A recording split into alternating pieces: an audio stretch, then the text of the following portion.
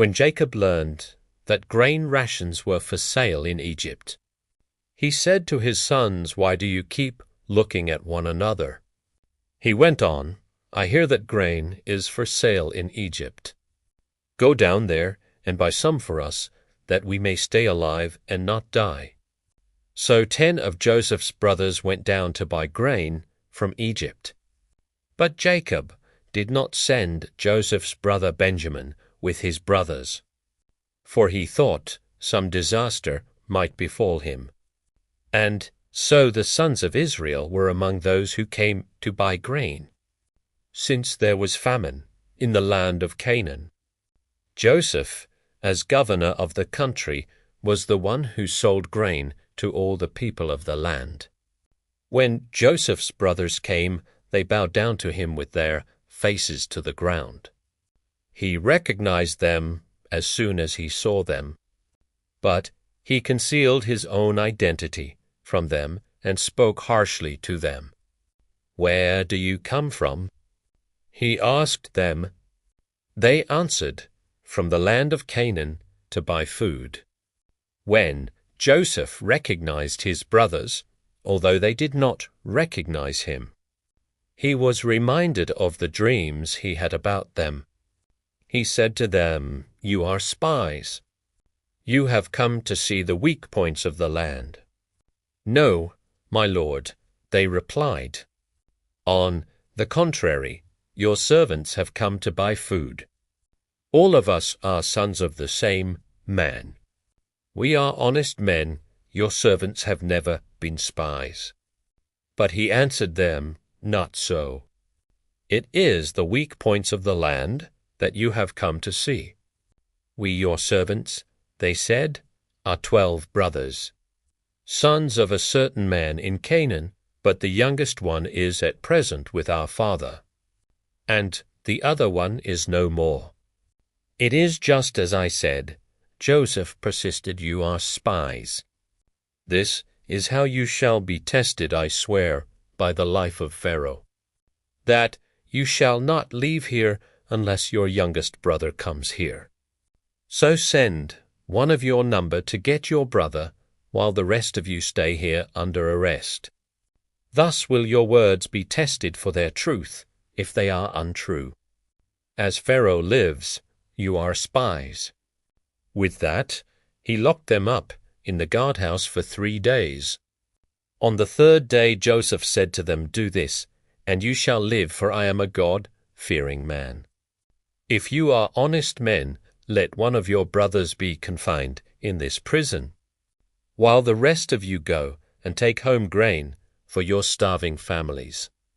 But you must bring me your youngest brother. Your words will thus be verified, and you will not die." To this they agreed. To one another, however, they said, "Truly we are being punished because of our brother. We saw the anguish of his heart when he pleaded with us, yet we would not listen. That is why this anguish has now come upon us." Then Reuben responded, "Did I not tell you? Do no wrong to the boy. But you would not listen. Now comes the reckoning for his blood." They did not know, of course, that Joseph understood what they said, since he spoke with them through an interpreter. But turning away from them, he wept. When he was able to speak to them again, he took Simeon from among them and bound him before their eyes.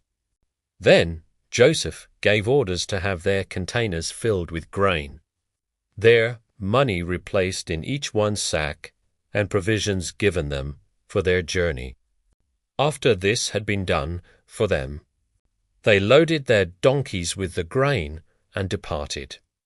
At the night encampment, when one of them opened his bag to give his donkey some fodder, he saw his money there in the mouth of his bag. He cried out to his brothers, "My money has been returned. Here it is in my bag." At that their hearts sank.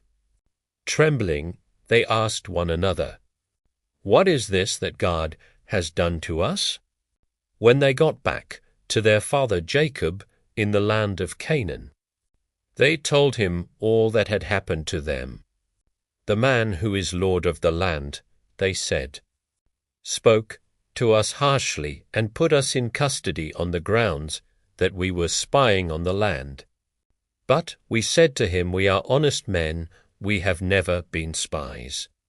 We are 12 brothers, sons of the same father, but one is no more. And the youngest one is now with our father in the land of Canaan.' Then the man who is lord of the land said to us, 'This is how I will know if you are honest men. Leave one of your brothers with me, then take grain for your starving families and go. When you bring me your youngest brother, and I know that you are not spies but honest men, I will restore your brother to you, and you may move about freely in the land.' When they were emptying their sacks, there in each one's sack was his money bag. At the sight of their money bags, they and their father were afraid. Their father Jacob said to them, 'Must you make me childless? Joseph is no more, Simeon is no more, and now you would take Benjamin away. All these things have happened to me.' Then Reuben told his father, 'You may kill my own 2 sons, if I do not return him to you. Put him in my care, and I will bring him back to you.' But Jacob replied, 'My son shall not go down with you. Now that his brother is dead, he is the only one left. If some disaster should befall him on the journey you must make, you would send my white head down to Sheol in grief.